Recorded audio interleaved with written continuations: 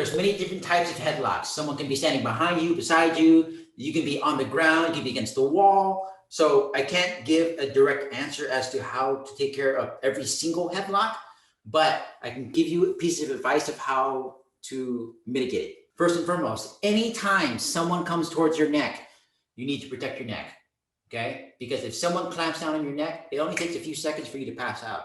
Then you don't know what's gonna happen. Bring your chin to your chest, bring your shoulders up high and kind of forward, okay? So not high and back, but high and forward, okay?